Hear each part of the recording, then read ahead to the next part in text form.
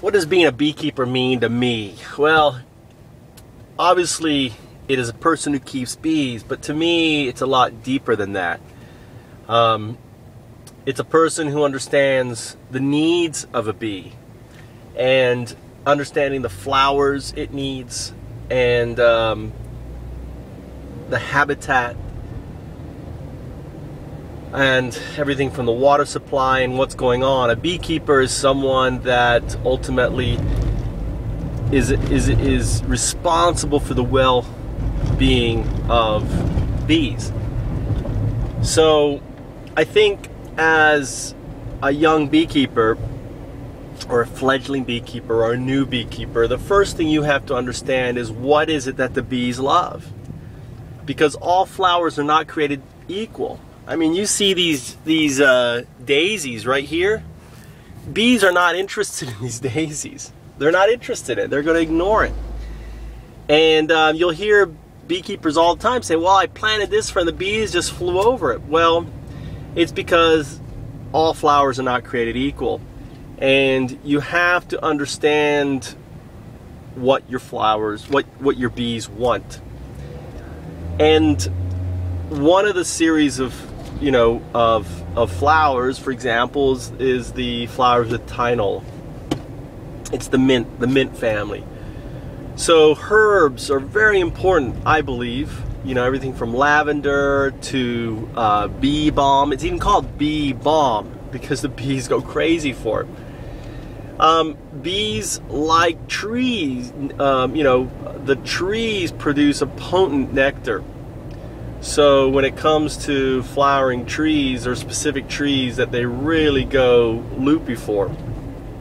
And I don't know them all, right? So the first thing you need to do as a beekeeper is open your eyes. See what bees are landing on, right? That's what I've done. This is my first summer beekeeping and I'm struggling with my bees. They probably aren't going to make it.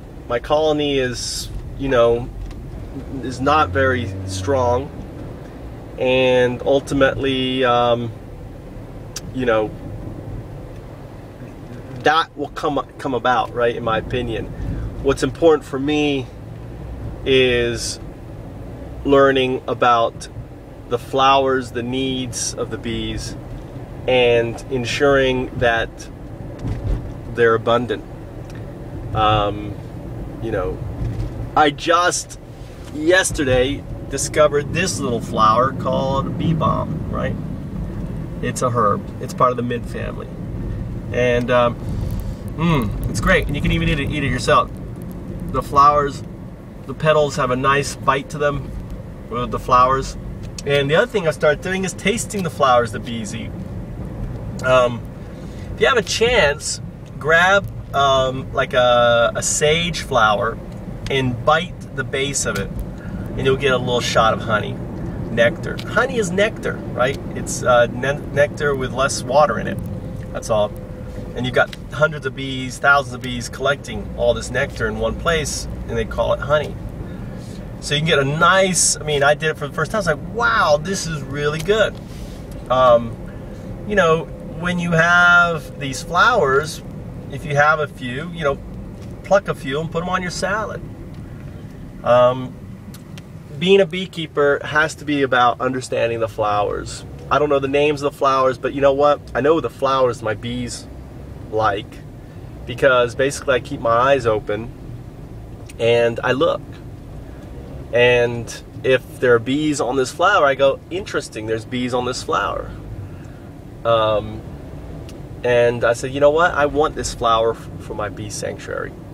I have 5 bee sanctuaries in development all this year, and I'm hoping to cultivate these 5 bee sanctuaries and bring the kind of flowers that they want, right?